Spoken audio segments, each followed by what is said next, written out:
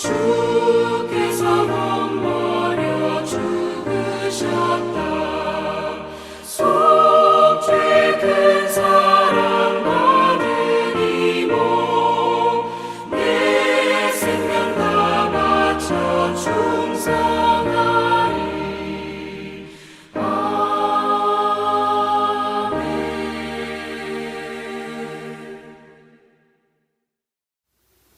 오늘 저에게 주시는 하나님의 말씀은 사무엘하 6장 16절 한 절입니다. 제가 읽겠습니다.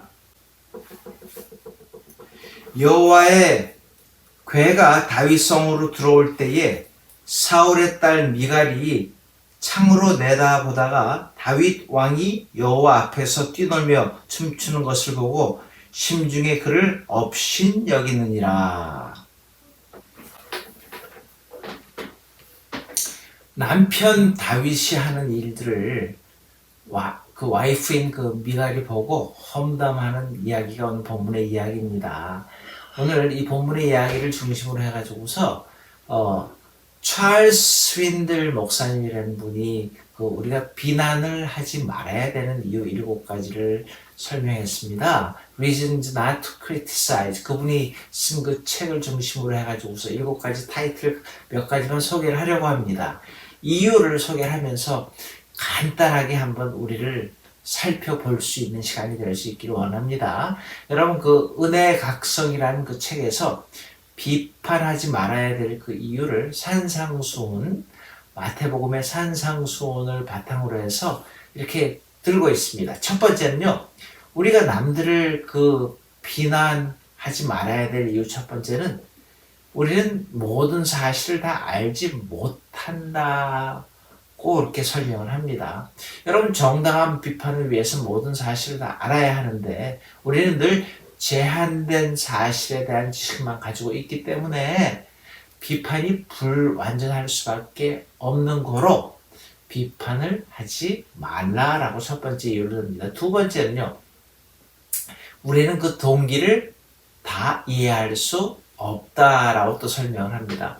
누군가를 비판할 때 그 사람의 동기를 완전히 파악할 수 없습니다. 겉으로 드러나는 행동, 말, 표정, 그것들로 인해서 그 동기를 100% 알 수가 없다라는 거예요. 왜요? 동기가 내적인 것이기 때문에. 그래서 동기를 이해하지도 못하면서 무조건 비판하는 것은 옳지 않다라고 말씀을 합니다. 세 번째는요, 완전히 객관적으로 사고할 수가 없기 때문이다 라고 설명을 합니다. 우리의 판단이요, 항상 객관성, 주관성을 가지고 있는데 어느 누구도 자기가 하는 판단이 객관적이라고 말할 수가 없기 때문입니다. 다 주관적일 수밖에 없다는 거예요. 그래서 나 자신의 주관성이 개입이 되었다는 것을 늘 인식하고 살아야 되는데 그 이유 때문에 비판하지 말라는 겁니다. 네 번째 이유는요, 상황을 완전히 알지 못한다는 이유입니다. 어떤 사실이나 사건, 정말로 circumstantial, 상황 맥락적이죠?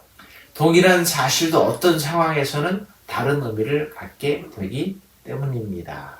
그래서 상황을 제대로 알지 못하면서 쉽게 누군가를 비판하지 말라는 겁니다. 다섯 번째, 보지 못하는 부분들이 있기 때문이다 라고 설명합니다. 우리가 인식하는 것들은 again 굉장히 너무 제한적이죠. 제한적이기 때문에 보고 싶어도 보지 못하는 부분들은 참 많이 있습니다.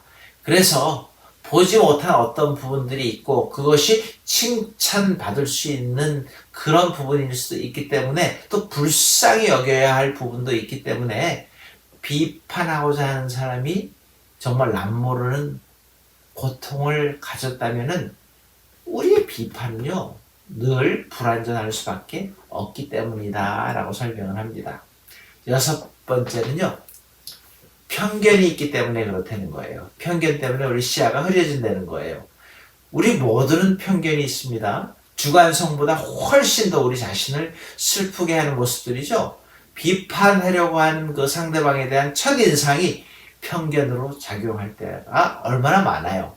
그래서 이런 편견이 있기 때문에 우리의 비판은 불완전할 수밖에 없다는 겁니다. 일곱 번째, 우리 자신은 항상 불완전하며 일관성이 없다라는 겁니다. 맞잖아요. 우리는 일관성이 없잖아요. 또 불완전하잖아요. 오늘 본문이 무슨 말 합니까? 미갈은 남편의 사랑을 더 받을 수 없는 여인으로 그렇게 전락하고 맙니다. 하나님을 기쁘시게 하는 남편을 칭찬 또는 축복하지 못하고 비웃다가 조롱하다가 당한 결과입니다. 이런 징계를 보면서 하나님이 너무하셨다고 말할 수도 있겠지만은 이건 대단한 사건입니다. 왜요? 남편 다윗에게 도전하는 것이 아니라 하나님께 정면으로 도전하는 것이었기 때문에 그렇습니다. 여러분 사실 이 미갈이라는 여인은 얼마나 많은 은혜를 받았는데요. 사울과는 망했어도 다윗은 사울의 딸인 그 미갈을 자신의 아내로 삼았잖아요. 근데 그 은혜를 잊어버리고 비난한 겁니다. 여러분,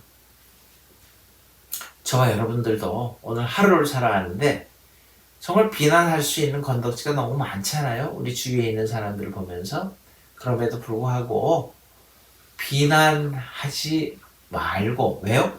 우리가 불완전하기 때문에, 일관적이지 않기 때문에, 사실을 모르기 때문에, 동기를 모르기 때문에 7가지 앞에서 말한 그 이유들을 한번 잠깐 생각해 보시면서 비난하지 않는 그런 하루를 살아갈 수 있는 저와 여러분들 되시기를 주님의 이름으로 축원합니다.